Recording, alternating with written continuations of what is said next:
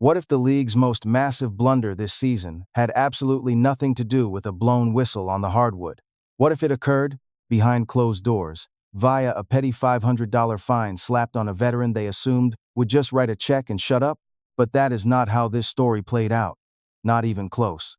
Instead, that fine ignited a wild chain reaction, transforming a seasoned reserve into one of the most polarizing icons in women's hoops, complete with a viral, completely sold-out t-shirt, a major corporate brand deal, and a pro wrestling offer from one of the most influential sports ownership empires in the country.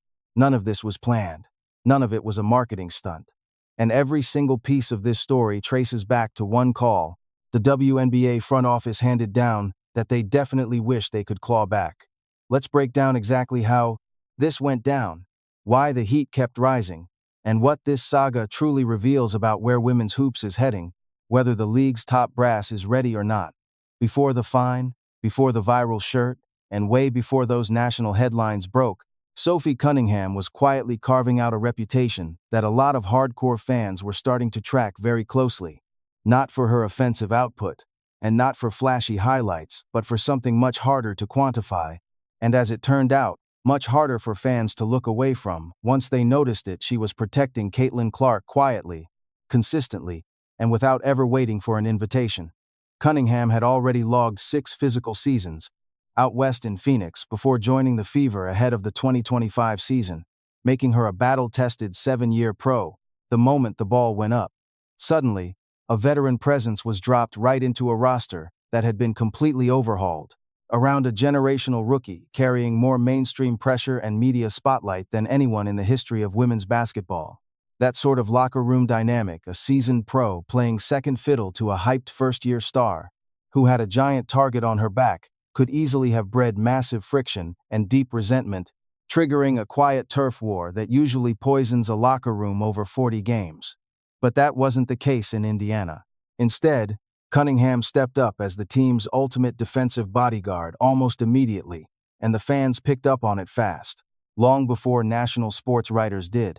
Viral clips started circulating through diehard Fever communities since opening week, showing Cunningham physicalizing opponents who got too close, and pulling Clark up after hard fouls, throwing her body around to absorb heavy contact that the officials completely ignored. None of these individual plays were massive on their own. They didn't spark national outrages, but together, they painted a very clear picture that a highly passionate, locked-in fan base knew by heart before summer even hit. And that exact context is crucial to what happened next. Because when that quiet bodyguard role finally exploded into massive, daily national sports headlines, it didn't surprise the fans who had been watching closely. To them, it was just the ultimate validation of what they had witnessed for months. The narrative was fully set, it just needed one unforgettable flashpoint to force the rest of the world to pay attention. That moment came on June 17th, lasting under 10 seconds. The Indiana Fever were battling the Connecticut Sun, and Caitlin Clark had already caught a brutal finger to the eye. Earlier in the matchup, the kind of physical play that gets talked about briefly, then gets completely swept into the brutal, high-intensity flow of a professional basketball game without a single whistle from the referees. Clark was still fighting through the pain, battling hard when the intensity boiled over, making it impossible to ignore. Sophie Cunningham wasn't going to wait around for a whistle. She wrapped up Sun guard J.C. Sheldon, slammed her straight to the hardwood, accepting the inevitable ejection without a single ounce of hesitation. Both players were tossed with under a minute left. The game finished, but that sequence had already escaped the arena. Inside 24 hours, Cunningham's social channels exploded with 500,000 new followers, across TikTok and Instagram combined. Her jersey sales spiked. Her name started trending on its own, completely independent of any box score or stat line. And the reason it happened had almost nothing to do with her performance, and everything to do with the deep frustration brewing in the fan base for weeks before she gave them a symbol to rally behind. Here is the thing about that anger. It wasn't fake. This was not a media narrative, pushed by a single blog or fan club trying to stir up drama. Head coaches across the WNBA had already been sounding alarms about bad officiating all year. Fever head coach Stephanie White had publicly called out the terrible whistleblowing, noting that while the players got better, the referees were actively holding the sport back. Other head coaches agreed. All summer long, players echoed that exact grievance during post-game pressers, walking a fine line but leaving no doubt. On June 17th, Sophie Cunningham weaponized that mounting locker room frustration, translating it into physical, on-court retaliation. No diplomatic statements, no formal press conferences. She simply locked up her opponent and took her straight to the hardwood. With that single play, she answered a burning question that was being whispered across every franchise in the league. Who was actually going to draw a line in the sand? Apparently, she was. The enforcer was a 7-year veteran out of Phoenix, someone casual hoops fans barely paid attention to just a month ago. That obscurity vanished overnight. But first, the front office was going to try and clamp down on Cunningham, and that stern decision instantly blew a local narrative up into a national headline. On July 18th, Cunningham uploaded a seemingly harmless TikTok that looked far too trivial to trigger a massive league reaction. Lip-syncing to Sabrina Carpenter, the lyrics posed a biting question: is it stupid, slow, or just completely useless? The caption simply tagged the refs, no names dropped, no direct accusations. It was just a sharp, sarcastic shot, disguised as viral audio, the kind of background noise posted and forgotten 100 times daily. But this clip exploded. Clocking over 1.3 million views in days, it forced the WNBA to issue a formal penalty. The league hit her with a $500 fine.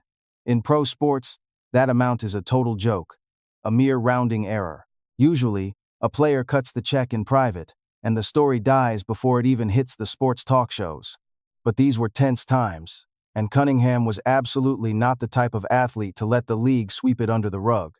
Instead, she took the fine straight to social media. She was not blowing up in anger, nor was she playing victim. She seemed highly amused, like someone who predicted this exact outcome and found the entire situation completely laughable. The league had proved her point. She posted that she was hit with a $500 fine over the clip. She joked about how hilarious it was, suggesting the WNBA front office should focus on actual on-court problems instead. Cunningham went back to practice, but social media erupted. Fans flooded her feeds, begging to pay off the fine for her. Viral memes roasted the league for punishing whistleblowers while letting terrible officiating and blown calls slide on game nights. Pundits and fans hailed her as a hero for voicing the exact frustrations that players and coaches kept bottled up all year. But in the middle of all that social media noise, a critical shift happened. This wasn't just about blown referee whistles anymore. It was about a pro athlete getting fined simply for calling them out. That completely changes the debate. Now, a story that only had victims suddenly had a clear corporate villain. This $500 penalty didn't happen in a vacuum. It was part of a larger, systemic problem. Just weeks prior, 2 New York Liberty stars guard Natasha Cloud and forward Isabel Harrison got targeted. They received official warnings for wearing hats on the bench, despite being inactive on the injury report for that game. Neither situation had anything to do with actual poor sportsmanship or on-court misconduct. Yet the front office clamped down on them, while ignoring the desperate plea for officiating help that coaches made all season long. This toxic trend, penalizing benchwear and social media videos while letting terrible calls slide, drove players crazy. And it validated exactly what fans had been saying all along. League discipline was not only highly inconsistent, it was targeting the wrong people for the wrong issues. To make matters worse for the front office, one critical factor made this public relations firestorm impossible to contain. Normally, the WNBA hides these player fines, keeping the numbers completely under wraps. The public only finds out if the athletes leak them, allowing the system to run in complete, unchecked secrecy. That setup worked beautifully for league executives, provided the players agreed to stay totally silent. Cunningham rejected that playbook. She put the receipts online.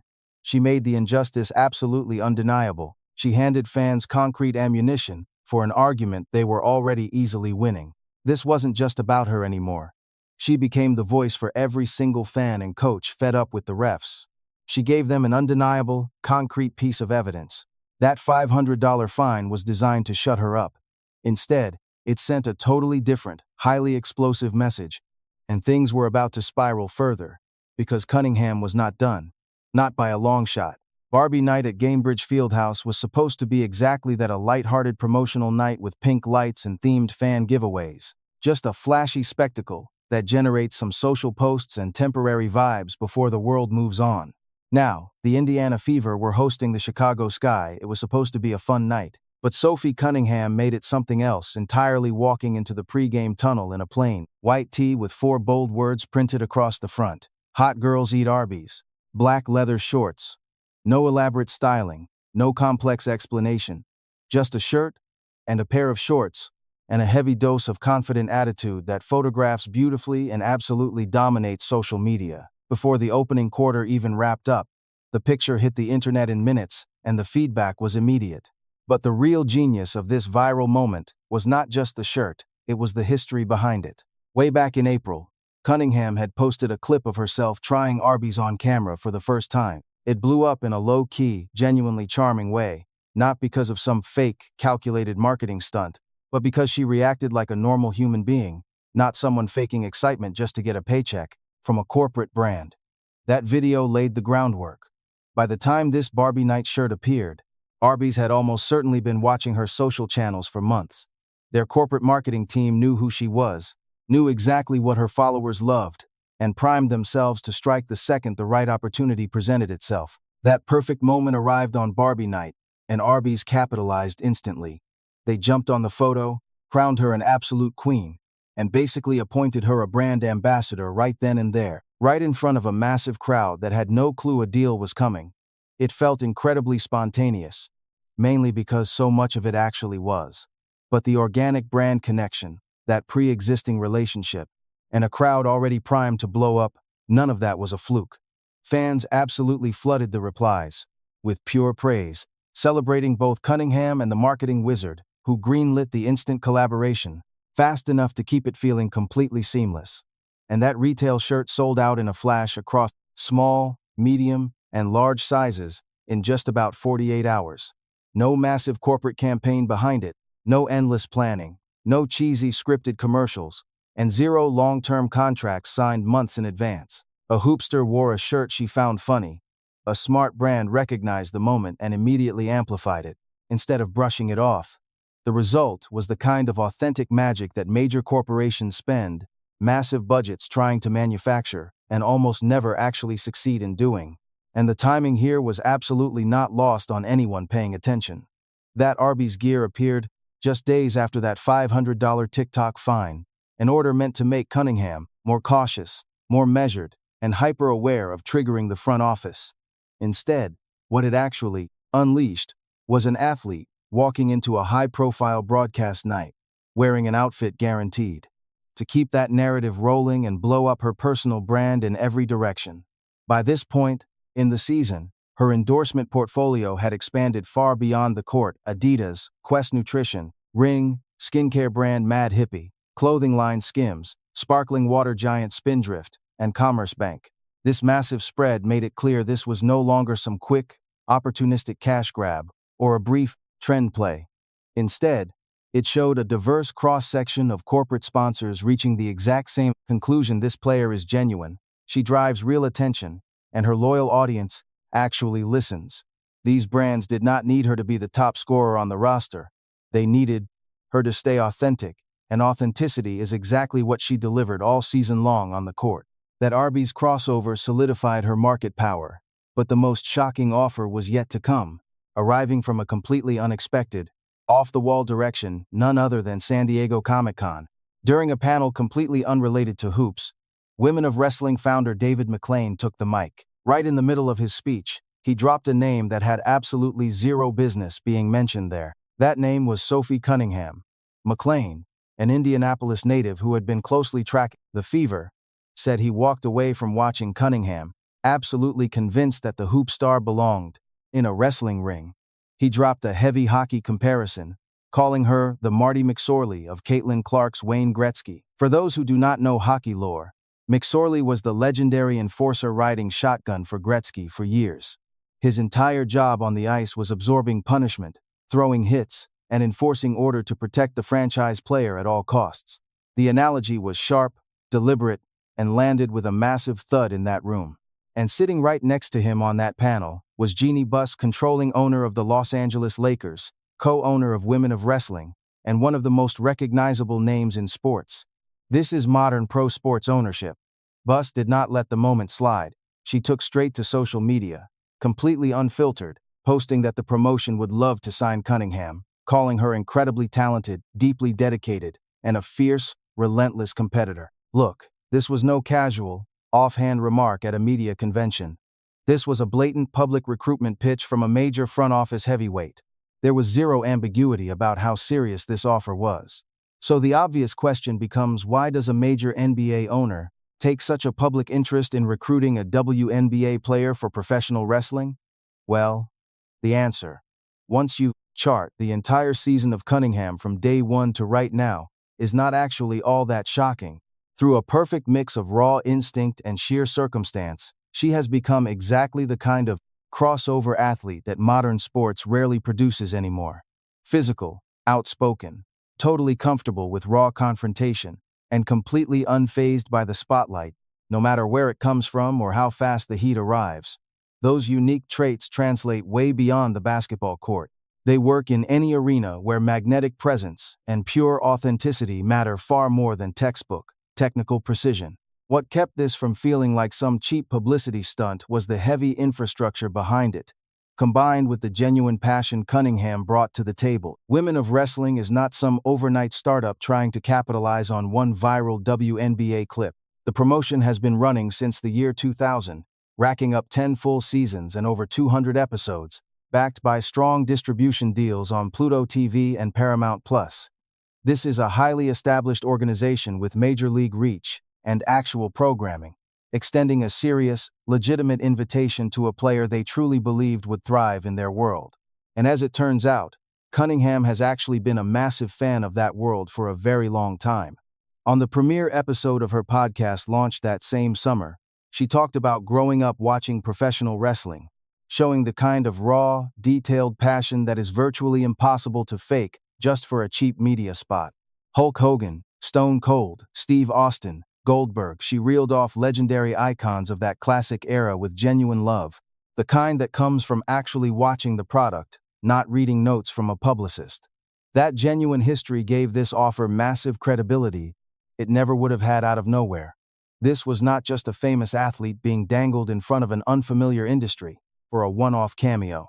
This was a hardcore, lifelong fan being invited to step into a ring she has loved since childhood. The response from Cunningham was perfectly crafted, staying entirely open to the idea without making a single concrete commitment. She told a reporter covering the Fever that she would not be interested in exploring the gig once the WNBA season was over. That calculated double negative left every single door wide open, without shutting down a single avenue. It kept the storyline buzzing, kept the speculation spinning, and she did it all without giving anyone ammunition to use against her, or disrupting the championship-level basketball she was still playing on the court. By the time the wrestling talk went public, Cunningham was no longer just a secondary character, playing second fiddle in someone else's media circus. She had become, fully and undeniably, the main event. And that financial fine the league slapped her with to quiet her down? It completely backfired, turning her volume all the way up. Step back and look at the bigger picture, the TikToks, the graphic tees, the wrestling offer. The pattern here is crystal clear. Every single time the WNBA front office tried to police Cunningham's raw personality with financial fines, it backfired, blowing up the story and drawing way more eyeballs than the original drama ever would have alone. 3 separate fines: $400 for the Sheldon run-in, $500 for a sarcastic lip-sync video, and $1,500 for calling it like it is on her own podcast. Pennies on the dollar, sure. But together, they fueled a storyline. The front office never wanted to write that their most authentic, ride-or-die, outspoken star was being hit with fines for the exact traits her fans love most. That is a massive PR disaster to accidentally construct. And once that fire caught, there was absolutely no clean way to put it out. The league's entire strategy for policing player behavior is built on outdated rules that only made sense in a pre-social media era. Control the narrative, hand down a quiet fine, and move on before the story builds momentum. That old-school playbook works when players have no direct line to fans and rely strictly on mainstream media partners to be heard.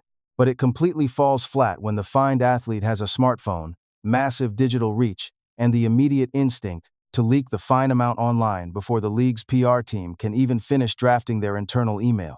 Cunningham did not build this playbook. She just operates inside of it with far more speed and comfort than the front office. Knew how to counter. Other players across the league took notice all season. Her transparent, slightly self-deprecating, totally public approach provided a blueprint that skipped the manufactured locker room drama to get results. She turned a boring, routine front office fine into viral locker room content. Consistent content fed directly to an obsessed hoop audience builds real momentum, something a quiet corporate apology can never do. Make no mistake, this deep anger over bad officiating was never just about Cunningham. Frustrated head coaches had been blasting the bad refereeing in their post-game press conferences all year long, treading very lightly to avoid fines, but calling out bad whistles every single night. Cunningham's fines did something that must have terrified the front office in New York. They gave all that widespread, simmering fan anger one massive, high-profile lightning rod. Stressed-out fan bases from New York to Las Vegas, Seattle to Chicago, all shared the same pain. Fans finally had a clear battle to point to and a player to back up. Fines did not build that outrage. They organized it. There is an elephant in the room that league executives are too scared to address publicly right now. Could this whole PR nightmare have been avoided if they just fixed the broken refereeing months ago? Absolutely. No player gets to be the poster child for bad calls if the refs actually get the whistle right on the court. A sarcastic TikTok mocking referees does not hit 1.3 million views unless the officiating is widely seen as a complete joke. This whole platform was not built by Cunningham herself. It was built by a massive product issue that leadership refused to prioritize. To a professional athlete, a $500 fine is basically pocket change. But compare that to the massive spike in her social media followers and endorsement deals, indirect brand sponsorships, and a wild wrestling offer from a major pro sports owner made things genuinely crazy. The math is hilarious. The league practically paid $500 to jumpstart Sophie Cunningham's media empire. Just imagine how different this women's basketball season looks if she makes the safe play. A soft, quiet apology after the Sheldon ejection, a closed-door meeting with league officials, or ignoring the TikTok fine entirely. Instead, she could have run a boring, corporate social media feed scrubbed clean of any spicy referee callouts. Cunningham had those options, but choosing them would have kept her completely under the radar. It would have completely killed the viral moments that transformed her into the most talked-about player in women's basketball. Instead, she went the other way. This was not some highly calculated PR stunt cooked up by a team of high-priced agents. It was pure gut instinct speaking her mind, taking the hits, and dealing with the consequences. She found the entire administrative circus hilarious, and her growing audience absolutely loved her for it. Think about the results: a sold-out custom Arby's shirt, a national brand partnership dropped live on TV to millions of shocked fans, and an open invitation to jump into pro wrestling from one of the biggest power brokers in sports. Every single fine the league handed down only made her hardcore fan base louder and more protective. All of this madness traces back to a single $500 fine that some league suit assumed would quietly disappear on a Tuesday afternoon. It did not end quietly. It never stopped. The truth is, Cunningham never asked to become a textbook case study on how modern superstar athletes battle institutional power using social media. She just refused to sit back and watch her teammates get physically hammered without a whistle. Calling out the officiating cost her cash, but she doubled down on the entire absurd situation. That unapologetic, stubborn, half-amused attitude is exactly what sparked this movement. It created a level of fan loyalty that no corporate deal can ever manufacture. If the league is paying attention, this is the most crucial lesson about the future of women's basketball. These authentic personalities are going to define the game moving forward. That $500 penalty was designed to silence her, but it ended up becoming the loudest megaphone imaginable.